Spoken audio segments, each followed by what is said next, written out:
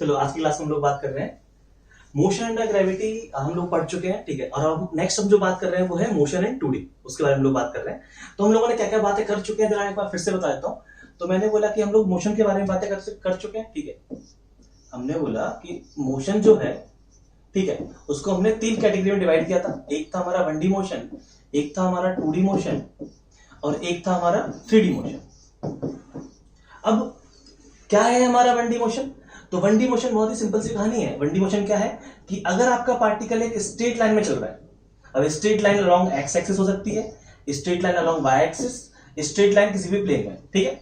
अगर particle straight line में चल रहा है फॉरवर्ड और बैकवर्ड डायरेक्शन में, ठीक है, तो हम उसको बोल रहे हैं 1D मोशन। 2D मोशन क्या है? 2D मोशन है जहां पार्टिकल एक प्लेन में मूव कर रहा हूं, ठीक है। और जब मैं प्लेन की बात कर रहा हूं तो मैं बोल रहा हूं पार्टिकल एक्स के अलोंग भी जा रहा है, पार्टिकल वाई के अलोंग भी जा रहा है, बेसिकली 2 डायरेक्शन में जाना चाहिए। तो जैसे कि हम बोल रहे हैं यहां पे कि हमारा पार्टिकल 2D मोशन है, तो 2D मोशन कैसा होगा कि पार्टिकल एक्स के अलोंग भी जाए, वाई के अलोंग भी जाए, ऐसा कुछ कर्व में मूव करने लग जाए, कोई दिक्कत नहीं है। पार्टिकल मेरा एक सर्कल में मूव कर रहा है, ये भी मेरा कैसा है, ये भी मेरा 2D मोशन है। पार्टिकल को मैंने ऐसे कुछ फेंका और ऐसा कुछ मोशन करने लग जाए, ये भी हमारा कैसा है, 2D मोशन है, कि हमने पार्टिकल को यहां से कुछ वेलोसिटी v0 देके फेंका और पार्टिकल ऐसे कुछ जाएगा। तो ये सब हमारा 2D मोशन है। तो 3D मोशन क्या है? तो 3D जो मोशन जो है वो है कि पार्टिकल का जो मोशन है वो हमारा स्पेस में हो रहा, 3D प्लेन में हो रहा। जैसे तुम अपने कमरे में बैठे हुए हो, तो कमरे में मान लो कि पार्टिकल यहां चलना स्टार्ट किया, पार्टिकल यहां से इधर एक्स के अलोंग गया, फिर वाई के अलोंग गया, फिर ऐसे घूमा और फिर ऐसे प्लेन के बाहर आ गया और फिर वापस घूम के यहां पहुंच गया, ऐसा कुछ मूव करने लग गया। तो ये जो मोशन है उसको अपन बोल रहे हैं क्या, 3D मोशन। कोई दिक्कत नहीं है, ये समझ में आया? तो अगर मैं बहुत ही सिंपल भाषा में बोलूं तो हमारा 1D मोशन क्या है? 1D मोशन वो है जहां पे पार्टिकल एक लाइन के अलोंग मूव कर रहा हो, ठीक है। अगर पार्टिकल का पूरा मोशन एक ही लाइन के अलोंग हुआ है, that is your 1D motion. और 2D मोशन क्या है? अगर पार्टिकल का मोशन एक प्लेन में हुआ हो, ठीक है, आप एक लाइन से काम नहीं चला पा रहे हो।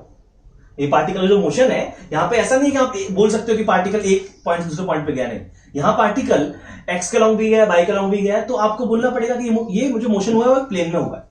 और अगर पार्टिकल स्पेस में मूव कर रहा हो, ठीक है, जहां एक्स के अलोंग भी जाए, वाई के अलोंग भी जाए और जेड के अलोंग भी जाए, तो वो है अपना मोशन इन 3D। कोई दिक्कत नहीं है। अब हम लोग क्या बात कर रहे हैं, थोड़ा मैं इसके ऊपर एक आध दो सिंपल सी बात और बता देता हूं। जैसे कि मैंने बोला कि मेरा पार्टिकल की वेलोसिटी है, ठीक है, मैंने तुमको मेरे पार्टिकल की वेलोसिटी दी हुई है 5i कैप, ये कुछ वेलोसिटी है। अब आपको कमेंट करना है कि ये बताओ पार्टिकल का मोशन कैसा होगा, और एक्सेलरेशन जो है वो है पार्टिकल का 0। तो 5i कैप है तो पार्टिकल 5 मीटर पर सेकंड से इधर कहीं जा रहा होगा, कोई दिक्कत नहीं है, ठीक है। तो इधर कहीं जा रहा है तो पार्टिकल का मोशन कैसा हो रहा है? पार्टिकल का जो मोशन है, पार्टिकल ऐसे तो जा रहा है स्ट्रेट लाइन के लॉन्ग, तो पार्टिकल का मोशन हम लोग बोल सकते हैं कैसा है, 1D मोशन है। चलो कोई दिक्कत नहीं है। मैंने एक और क्वेश्चन बोला, मैंने बोला अगर इसी केस में ऐसा होता कि पार्टिकल के पास एक्सेलरेशन होता 2 मीटर पर सेकंड स्क्वायर, अगर ये एक्सेलरेशन होता तो पार्टिकल क्या कर रहा है यहां पे पार्टिकल जो है उसके पास वेलोसिटी कितनी है, 5 मीटर पर सेकंड की, और एक्सेलरेशन कितना है, 2 मीटर पर second square, direction I cap plus I cap, ठीक है, प्लस लिखा हुआ था, आई कैप का लॉन्ग डायरेक्शन है। तो यहां पे क्या होगा, यहां पे अगर आप बात करोगे तो यहां पे जो पार्टिकल है, पार्टिकल आगे की तरफ जा रहा होगा, ये t=0 की कहानी है। t=1 पे क्या होगा, t=1 पे ये होगा कि पार्टिकल की स्पीड कितनी हो चुकी होगी, 2 बढ़ चुकी होगी। तो पार्टिकल की जो स्पीड हो गई है वो कितनी हो गई है, 2 बढ़ा दो तो 5 + 2 कितना आ गया, 7 मीटर पर सेकंड। हमने बात की पार्टिकल ने कितना डिस्टेंस कवर कर लिया, तो डिस्टेंस निकालना बहुत सिंपल सी कहानी है। कैसे निकाला आपने बोला 5 + 7/2 मल्टीप्लाई बाय टाइम टेकन, तो कितना आ गया, 5 + 7 आ गया तुम्हारा 12/2 6 मीटर। तो पार्टिकल 6 मीटर इस तरफ चला गया। अभी भी पार्टिकल किस तरफ गया, अभी भी पार्टिकल एक स्ट्रेट लाइन के लॉन्ग गया है, तो अभी भी तुम क्या बोलोगे, 1D मोशन बोलोगे।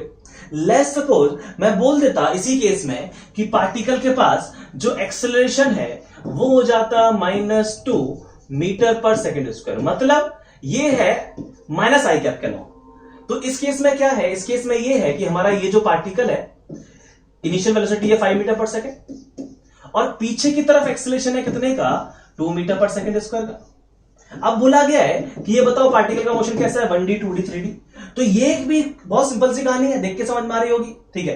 कैसे समझ में आ रही है, देखो मेरे को तो अच्छे से समझ में आ रही है कि अगर मैं बात करूं कि t=0 पे पार्टिकल यहां है, और अगर मैं बात करूं t=1 पे, तो t=1 पे पार्टिकल की स्पीड कितनी हो जाएगी, 2 कम हो जाएगी, तो 3 से जा रहा होगा। और पार्टिकल ने एक्स के लॉन्ग ही मोशन किया है, क्योंकि अगर आप बात करोगे यहां पार्टिकल के एस वेक्टर की, डिस्प्लेसमेंट वेक्टर की, ठीक है, तो पार्टिकल का जो डिस्प्लेसमेंट वेक्टर है वो क्या आ जाएगा, वो तुम्हारा आ जाएगा यहां पे ut minus half A T square. ये फॉर्मूला लगा देता हूं मैं, कोई दिक्कत नहीं है। किसके लॉन्ग, आई कैप के लॉन्ग। तो जब आपने एक वेक्टर फॉर्म में लिखा तो ये तो है उसका डिस्प्लेसमेंट का मैग्नीट्यूड और ये है उसकी डायरेक्शन, मानते हो कि नहीं? या ऐसे लिख लो कि पार्टिकल की पोजीशन क्या होगी। तो अगर आप पार्टिकल की पोजीशन लिखना चाहो तो आप पार्टिकल की पोजीशन लिख सकते हो, यहां पे क्या लिख सकते हो, पार्टिकल की जो पोजीशन है वो आप लिख सकते हो initial position plus displacement. Initial position कितनी है, 0, डिस्प्लेसमेंट कितना है, ये कुछ ऐसा आ गया, आई कैप, यही तो आया। तो यहां पे आप बात करोगे तो पार्टिकल की जो फाइनल पोजीशन है वो भी हमेशा आई कैप के लॉन्ग आ रही है। तो हम ये बोल रहे हैं कि अगर पार्टिकल के पास जिस डायरेक्शन में वेलोसिटी है, ठीक है, अगर उसी डायरेक्शन में एक्सेलरेशन है या उसकी अपोजिट डायरेक्शन में एक्सेलरेशन है, तो हमारा पार्टिकल का मोशन कैसा हो रहा है, 1D मोशन हो रहा है, कोई दिक्कत नहीं है इस चीज में। अब मैं अगले केस की बात कर रहा हूं। अगला केस क्या है, मान लेते हैं यहां पे जो हमारा पार्टिकल है इसके पास हम वेलोसिटी की बात कर रहे हैं। जैसे वेलोसिटी होती पार्टिकल के पास, लेट्स सपोज का वेलोसिटी है 3i cap plus 4j cap, ठीक है, और 3i cap plus 4j cap velocity है, मतलब पार्टिकल इधर कहीं जा रहा होगा। और अगर मैं यहां पे इसको बोलूं ये है मेरी एक्स एक्सिस, ये है मेरी वाई एक्सिस, तो ये जो पार्टिकल की वेलोसिटी है, क्या आप बता सकते हो कि एंगल कितना है? बहुत सिंपल सी कहानी है, ये एंगल कितना आ जाएगा हमारा, ये है 4, ये है 3, तो ये आ गया हमारा 53 डिग्री। तो हमारा पार्टिकल 53 डिग्री एंगल पे मूव कर रहा होगा, कोई दिक्कत नहीं है, ठीक है। अब हम क्या बात कर रहे हैं यहां पे कि 53 डिग्री एंगल पे मूव कर रहा है। अब सोचो अगर मैं पार्टिकल का एक्सेलरेशन अगर इसी डायरेक्शन में रखूं या इसकी अपोजिट डायरेक्शन में रखूं, तो क्या मेरा पार्टिकल हमेशा ही स्ट्रेट लाइन में जाएगा? हमेशा ही मेरा पार्टिकल इसी लाइन में तो जाएगा। ये समझ में आया? कोई दिक्कत नहीं है। अगर मैंने मेरे पार्टिकल का एक्सेलरेशन किस तरफ रखा, अगर मैंने अपने पार्टिकल का एक्सेलरेशन सेम डायरेक्शन में रखा या अपोजिट डायरेक्शन में रखा, तो हमने ये बोला कि पार्टिकल की वेलोसिटी एक्स के लॉन्ग भी है, वाई के लॉन्ग भी है। इससे ये मतलब नहीं है कि पार्टिकल 2D में जा रहा है। ये समझ में आया? हो सकता है पार्टिकल 1D में जा रहा हो। कैसे? हमने बोला ये जो पार्टिकल की वेलोसिटी है ये हमेशा एक पर्टिकुलर लाइन के लॉन्ग है और हमेशा हमारा पार्टिकल उसी लाइन के लॉन्ग जा रहा है। अब चाहे इसके पास एक्सेलरेशन अगर 0 होता तो कांस्टेंट स्पीड से जाता, अगर कुछ एक्सेलरेशन है तो ये एक्सेलरेट करता हुआ जाता, अगर एक्सेलरेशन नहीं है, रिटार्डेशन है, तो क्या करता, इसकी स्पीड कम होती, लेकिन जाता तो इसकी स्ट्रेट लाइन के लॉन्ग। लेकिन सोचो इसी केस में अगर मैं ऐसा बोल देता कि मेरे पार्टिकल जो है उसकी वेलोसिटी है इस तरफ, ध्यान से देखना, उसकी वेलोसिटी है इस तरफ, और अगर मैं बात करूं किसके बारे में, एक्सेलरेशन के बारे में, तो पार्टिकल का एक्सेलरेशन लेट्स सपोज मैं बोल देता हूं इस डायरेक्शन में, परपेंडिकुलर बोल देता हूं, जैसे कि एग्जांपल ले लिया आपने, तो क्या होगा, तो हमारा पार्टिकल इस तरफ तो जाएगा ही, साथ में ये जो है ये कंपोनेंट क्या करेगा, क्या ये कंपोनेंट पार्टिकल को इस तरफ वेलोसिटी प्रोवाइड करेगा?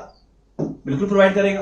कुछ टाइम बाद हमारे पार्टिकल के पास इस तरफ वेलोसिटी आ जाएगी, मतलब अगर इस पॉइंट पे बात करूं तो इस पॉइंट पे पार्टिकल के पास v0 वेलोसिटी है और इधर कुछ v' वेलोसिटी है, मतलब पार्टिकल के पास 2 डायरेक्शनल वेलोसिटी है। तो अब यहां पे, और ये जो वेलोसिटी है वो पार्टिकल की वेलोसिटी है u प्लस at, यही तो है, जो कि टाइम के साथ में क्या हो रही है, चेंज हो रही है। तो क्या हमारा पार्टिकल यहां पे एक स्ट्रेट लाइन के लॉन्ग जा पाएगा? नहीं, हमारा पार्टिकल यहां पे 2D मोशन कर रहा होगा। इसका रियल लाइफ एग्जांपल क्या है, इसका बहुत ही अच्छा एग्जांपल ये हो सकता है कि तुम क्या करो यहां पे, तुम यहां पे ये बोल दो कि जैसे हम बात कर लेते हैं, मैं बिल्डिंग पे खड़ा हूं, ठीक है, और बिल्डिंग से मैंने एक बॉल को ऐसे फेंका with some speed of 10 metre per second, कोई दिक्कत नहीं है। अब यहां पे अगर आप बात करोगे तो ये सबको पता है कि जो बॉल है, क्या ये बॉल सीधा नीचे आके गिरेगी यहां पे? नहीं, इसके पास वेलोसिटी है तो पक्का ये बॉल ऐसे जाएगी, और पक्का ये बॉल ऐसे जाएगी तो क्या हुआ, क्या यही तो वाला केस है कि पार्टिकल के पास वेलोसिटी इस तरफ थी और एक्सेलरेशन देखोगे तो इस तरफ था? यही तो हो गया कि वेलोसिटी और एक्सेलरेशन के बीच में एंगल कितना है, 90 डिग्री है, ठीक है। और एक्चुअली मैं कह रहा हूं 90 डिग्री नहीं, कुछ भी एंगल होता, ये वेलोसिटी है, ठीक है, या और अच्छा एग्जांपल ले लो, ठीक है, इसी को मैं थोड़ा और मॉडिफाई करता हूं। तो मैं क्या बोल रहा हूं यहां पे, मैं यहां पे बोल रहा हूं कि जैसे ये वाला केस है, मैं इस बिल्डिंग पे हूं, अब मैं बॉल को यहां से अगर ऐसे फेंकूं तो भी बॉल ऐसे आएगी, ये चीज समझ में आती है, ठीक है। और अगर मैं बात करूं इस बॉल को ऐसे फेंकूं तो भी बॉल ऐसे आती है, और अगर मैं इस बॉल को ऐसे नीचे की तरफ फेंक देता यहां से कुछ एंगल थीटा पे तो भी बॉल ऐसे आती। तो हो क्या रहा है यहां पे अगर आप बात करोगे तीनों केसेस के लिए, तो तीनों ही केसेस में एक्सेलरेशन किस तरफ है, एक्सेलरेशन है नीचे की तरफ जी। तो यहां पे एंगल क्या है, ये है वेलोसिटी v1, इसकी वेलोसिटी v1, ठीक है। इसमें पार्टिकल ऐसे कुछ गया है तो ये वेलोसिटी है v1, यहां एंगल क्या है θ1। दूसरा केस की बात करते हैं। दूसरे केस में बात करोगे यहां पार्टिकल की वेलोसिटी है इस तरफ v2, एंगल कितना है 90, ठीक है। और अगर आप बात करोगे थर्ड केस की, तो थर्ड केस में क्या है, पार्टिकल की वेलोसिटी इस तरफ है v3, और एंगल कितना है, ये एंगल है, ये एंगल ग्रेटर देन 90 डिग्री है θ2। तो फर्क नहीं पड़ रहा है कि एंगल जो है वो कितना है। तो बेसिकली मैं क्या कंक्लूड करना चाह रहा हूं, मैं ये बोलना चाह रहा हूं कि अगर यहां पे ये तुम्हारी वेलोसिटी इस तरफ है और एक्सीलरेशन ऐसे कुछ हो गया और दोनों के बीच में एंगल थीटा है, ठीक है, और थीटा की वैल्यू ना तो 0 डिग्री है ना ही 180 डिग्री है, क्योंकि 0 और 180 पे तो क्या हो जाएगा, एक ही डायरेक्शन आ जाएगी।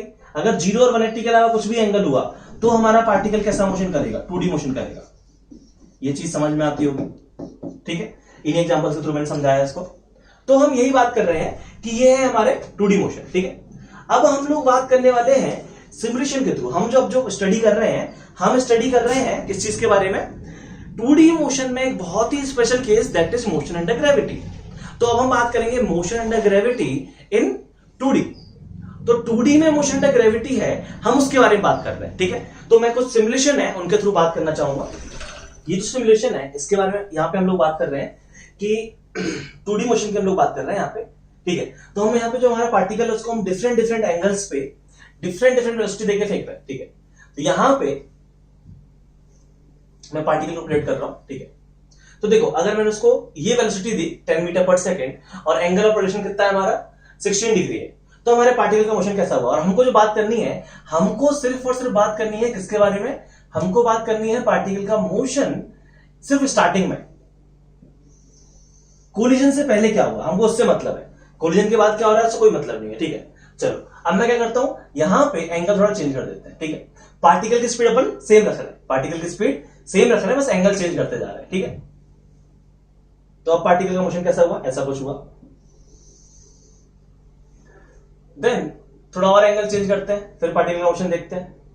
अब पार्टिकल का मोशन कैसा हुआ, ऐसा कुछ हुआ। देन फिर मैं एंगल चेंज करता हूं, फिर पार्टिकल का मोशन देखते हैं, और इस बार मोशन पार्टिकल का ऐसे कुछ हुआ, कोई दिक्कत नहीं है। और देखो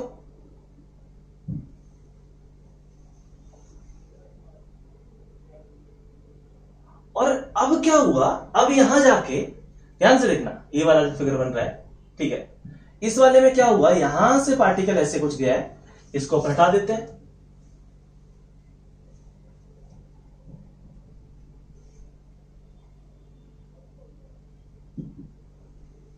यहां पे क्या हुआ, यहां से पार्टिकल ऐसे कुछ गया है और यहां आके गिर गया है, ठीक है। तो ऐसा कुछ मोशन हो रहा है, ठीक है। और देखते जाते चलो, और एंगल बढ़ाता हूं मैं, और एंगल बढ़ाया फिर मैंने,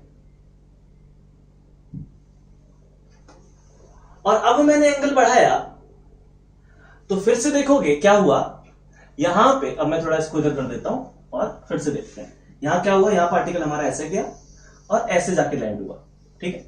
ध्यान से देखते रहना क्या हो रहा है, ठीक है। अभी मैं हर एक चीज समझाऊंगा। फिर मैंने पार्टिकल को फेंका और फिर से देखो क्या हुआ, पार्टिकल हमारा ऐसे कुछ गया, कोई दिक्कत नहीं है। चलो और एंगल चेंज कर देते हैं और थोड़ा सा एंगल बढ़ा देते हैं, फिर से लॉन्च किया और मेरा पार्टिकल यहां से मैंने ऐसे फेंका और मेरा पार्टिकल ऐसे कुछ गया, ठीक है। और देखो चलो अब मैं इसको एंगल कर देता हूं 90 डिग्री, फिर लॉन्च किया तो 90 डिग्री पे पार्टिकल ऐसे ऊपर जाएगा और फिर नीचे आ जाएगा। तो 90 डिग्री पे मेरा पार्टिकल ऐसे ऊपर गया इस पॉइंट तक और फिर नीचे आ गया। अब जरा मैं समझाता हूं यहां पे पूरे में हुआ क्या। हम बात कर रहे हैं 2D मोशन, जहां पे हम बॉल को फेंक रहे हैं 2D में। ये हमारा क्या है, मोशन अंडर ग्रेविटी है। और मोशन अंडर ग्रेविटी है 2D में, तो अपन इसको बोलते हैं प्रोजेक्टाइल मोशन। क्या बोलते हैं अपन इसको? Projectile motion. और प्रोजेक्टाइल मोशन में क्या होता है कि आपने जो पार्टिकल को ये प्रोजेक्ट किया है डिफरेंट डिफरेंट एंगल पे, तो ये जितने भी कर्व बने हैं, जितने भी ये कर्व बने हैं, ये सारे के सारे कर्व क्या है? पैराबोला है। अगर मेरा पार्टिकल ऐसे सर्कल में मूव कर रहा है तो अपन उसको बोल सकते हैं सर्कुलर मोशन, ठीक है। तो प्रोजेक्टाइल मोशन क्या है? प्रोजेक्टाइल मोशन है मोशन अंडर ग्रेविटी इन 2D, जहां पे पार्टिकल के जो कर्व है ये सारे के सारे कैसा है? पैराबोला है। पार्टिकल का पाथ कैसा है? पैराबोलिक पाथ है। हम ये चीज प्रूफ करेंगे क्लास में अभी आगे चल के, ठीक है। नेक्स्ट क्लास में लोग ये प्रूफ करेंगे। तो ये सारे पाथ हमारे कैसे हैं? पैराबोलिक पाथ है। तो इसको अपन बोलते हैं प्रोजेक्टाइल मोशन। अब इसमें सुनो, बहुत सारी काम की चीजें हैं जो मैं इस सिमुलेशन से अभी तुम्हें फील करा रहा हूं कि देखो ऐसा ही हो रहा है। फिर उनके हम प्रूफ देखेंगे, मैथमेटिकल प्रूफ क्लास में, ठीक है। पहली चीज यहां पे देखो, क्या मैंने बोला कि क्या यहां पे जैसे जैसे मैंने पार्टिकल को प्रोजेक्ट किया तो पहले तो क्या हुआ? हम बात करते हैं रेंज की। हम किसकी बात करते हैं? रेंज की बात करते हैं। रेंज किसको बोलते हैं? रेंज बोलते हैं एक्स के लॉन्ग मोशन को। एक्स के लॉन्ग पार्टिकल ने कितना डिस्टेंस कवर किया उसको हम बोलते हैं रेंज। रेंज क्या है कि पार्टिकल के एक्स के लॉन्ग कितना डिस्टेंस कवर कर लिया पूरे मोशन में। वाई के लॉन्ग जो कवर किया वो हो जाएगा हमारा एच मैक्स। तो ये जो रेंज की बात कर रहे हैं, तो पहले देखो पार्टिकल यहां जाके गिरा इस पॉइंट पे, फिर पार्टिकल यहां जाके गिरा, फिर पार्टिकल यहां जाके गिरा, और फिर पार्टिकल यहां जाके गिरा। लेकिन उसके बाद क्या हुआ? उसके बाद पार्टिकल ऐसे पीछे आने लग गया। ये देखो, ये देखा? मतलब एक पर्टिकुलर एंगल तक, यहां से और यहां तक क्या हुआ? हमारी जो रेंज है वो क्या हो रही है? बढ़ रही है। और उसके बाद फिर हम और आगे बढ़े तो हमारी रेंज क्या हुई? अब कम होने लग गई। ये दिख रहा होगा, पहले हम यहां पे जाके गिरा, ठीक है, तुमने बॉल को फेंका, फिर बॉल यहां जाके गिरी, और फिर बॉल यहां जाके गिरी, यहां जाके गिरी, लेकिन फिर कम होने लग गया।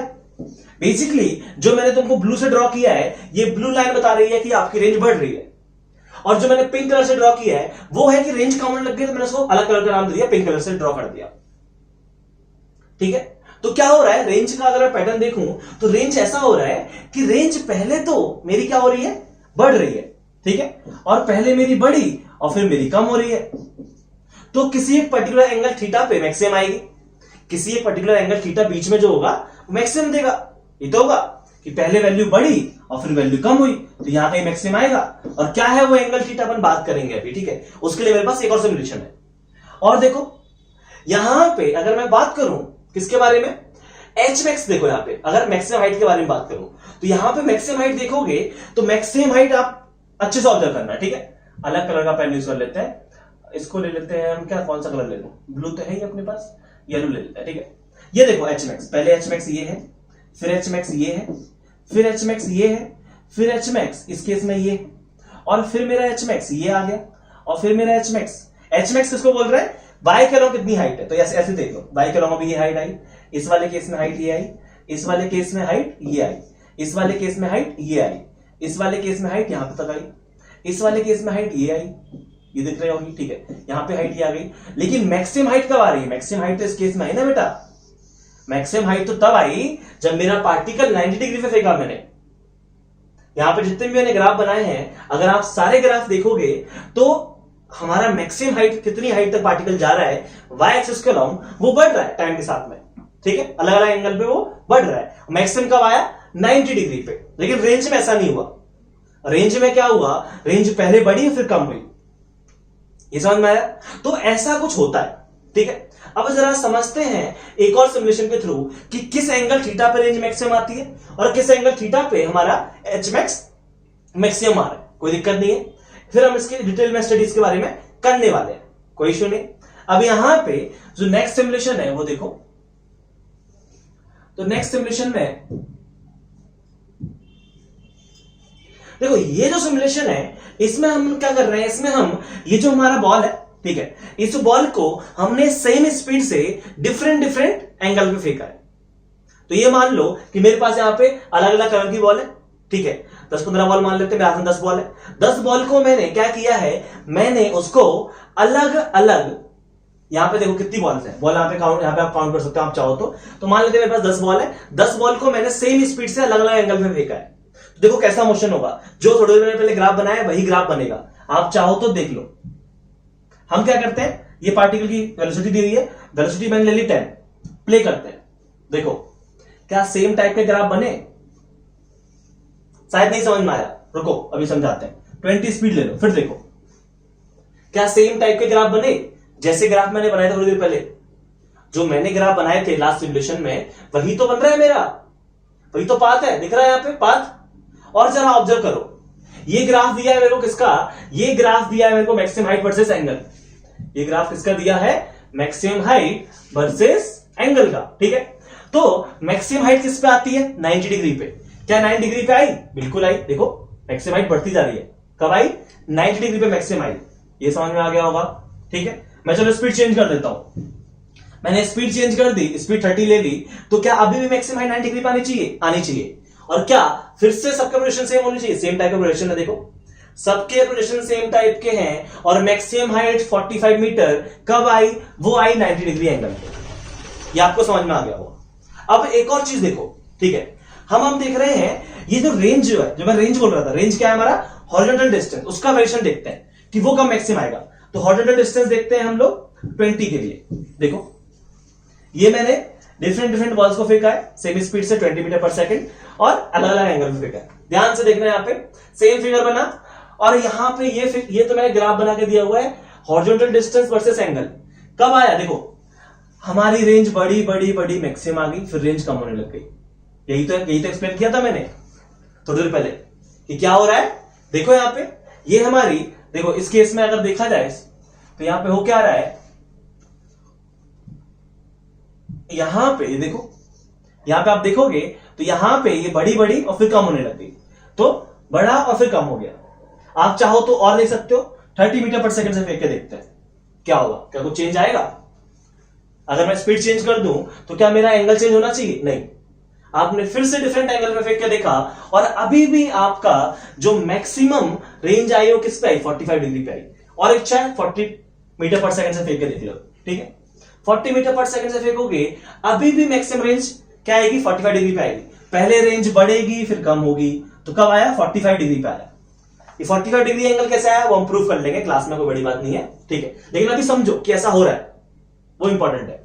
उसके बाद आप देखना चाहोगे, यहां पे तो हमने देखा स्पीड चेंज करने से फर्क नहीं पड़ रहा है।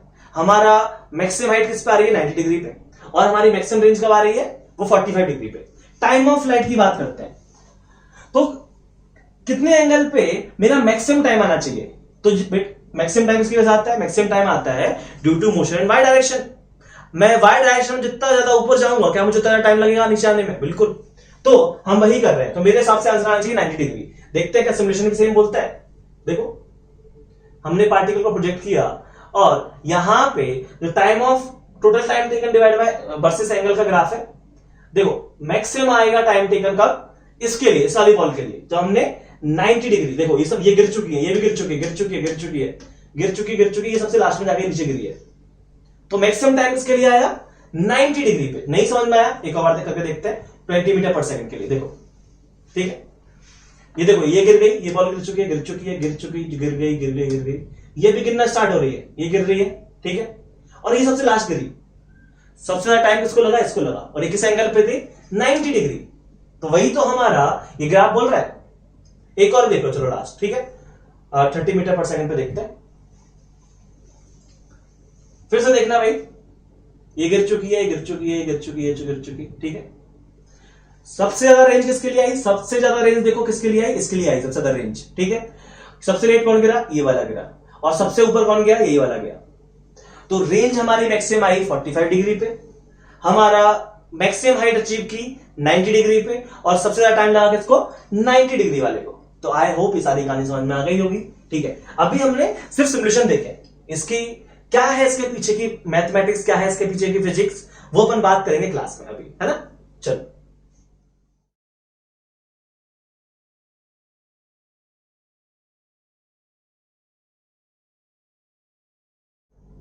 ये जो सिमुलेशन है इसके बारे में हम लोग बात कर रहे हैं। तो यहाँ पे क्या हमारे पास 3 बॉल दी हुई है, ठीक है। और यहाँ पे तीनों का आप देखोगे तो तीनों के पास वाई डायरेक्शन में जो वेलोसिटी है वो क्या है, हमारी सेम है, ठीक है। और एक्स में अलग अलग है, एक्स में यहाँ पे 0 है, यहाँ पे एक्स में 0.5 है, यहाँ पे एक्स में 2 है, और वाई में तीनों के पास 3 की स्पीड है। अब यहां पे जरा एक चीज देखो आप कि अगर मैं तीनों में यहां पे x की वेलोसिटी, जो x का लॉन्ग वेलोसिटी है, वो 0 कर देता, vx 0 कर देता, तो क्या तीनों के तीनों यहां पे तीनों के पास y के लॉन्ग वेलोसिटी सेम है? बिल्कुल सेम है। तो तीनों क्या सेम टाइम पे गिरने चाहिए थे? सेम टाइम पे गिरते, और तीनों सेम h मैक्स तक जाते क्योंकि तीनों का y कंपोनेंट वेलोसिटी सेम है। x का लॉन्ग है ही नहीं, अभी हम लोग ये बात कर रहे हैं। तो उस केस में क्या होता है, तीनों सेम हाइट तक जाते हैं और सेम टाइम पे गिरते हैं। अब मैं ये बोल रहा हूं कि इस पर्टिकुलर सिमुलेशन से हम लोग ये दिखाना चाह रहे हैं कि फर्क नहीं पड़ता कि x के लॉन्ग वेलोसिटी सेम है कि नहीं है। हम ये बोल रहे हैं कि अगर y के लॉन्ग वेलोसिटी सेम है तो तीनों का y के लॉन्ग मोशन सेम होगा। मतलब ये है कि तीनों सेम हाइट तक जाएंगे और तीनों सेम टाइम पे नीचे गिरेंगे। y के लॉन्ग जो मोशन है वही तो डिटरमिन करेगा पार्टिकल कितना h मैक्स तक जा रहा है और कितने टाइम बाद नीचे गिर रहा है। तो मैं बोल रहा हूं कि सिंस यहां पे तीनों का y के लॉन्ग मोशन सेम होगा, क्यों? क्योंकि तीनों की इनिशियल वेलोसिटी सेम है, तीनों सेम हाइट पे खड़े हैं, तो सेम हाइट तक जाएंगे h मैक्स तक और सेम टाइम पे गिरने चाहिए। देखते हैं ऐसा हो रहा है कि नहीं हो रहा, ध्यान से देखना, ठीक है। तो यहां पे ये देखोगे तीनों के तीनों यहां पे सेम हाइट तक गए और सेम टाइम पे नीचे गिरे। ये समझ में आया? तीनों के तीनों सेम हाइट तक गए और सेम टाइम पे नीचे गिरे। फिर से चला के बताता हूं, ये देखो यहां पे तीनों की बात करोगे तो तीनों के तीनों यहां पे देखो सेम टाइम पे गिरे, और तीनों की अगर हाइट की बात करोगे तो तीनों की हाइट भी आपको सेम दिख रही होगी, है कि नहीं? ये दिख रही है, तीनों की हाइट सेम है। तो तीनों सेम हाइट तक गए और सेम टाइम पे गिरे, ठीक है। चाहो तो फिर से देख सकते हो। तो बेसिकली मैं यहां क्या बोलना चाह रहा हूं, मैं यहां ये बोलना चाह रहा हूं कि जो हमारे मोशन है, अगर हम बात कर रहे हैं y का मोशन जो है उसको x के अलोंग कैसा मोशन है फर्क ही नहीं पड़ रहा है, उसको मतलब ही नहीं है पार्टिकल x में x के अलोंग कितना मूव किया। इसमें x के अलोंग बिल्कुल मूव नहीं किया, इसमें x के अलोंग मूव किया क्योंकि x के अलोंग वेलोसिटी थी, इसमें x के अलोंग ज्यादा मूव किया। देखो पहले यहां था पार्टिकल, ठीक है, पहले पार्टिकल कहां था? पहले पार्टिकल था हमारा यहां पे, और अब मेरा पार्टिकल कहां पहुंच गया? यहां पहुंच गया। तो x के अलोंग ज्यादा मूव किया। यहां पे पार्टिकल पहले यहां था, ठीक है, अब x के लॉन्ग थोड़ा कम मूव किया है, और यहां तो x के लॉन्ग बिल्कुल मूव ही नहीं किया। तो हम ये बात कर रहे हैं कि यहां पे हमें फर्क ही नहीं पड़ रहा है कि x के लॉन्ग कैसा मोशन हो रहा है, हमारा तीनों पार्टिकल का y के लॉन्ग का मोशन सेम हुआ। ये चीज समझ में आई?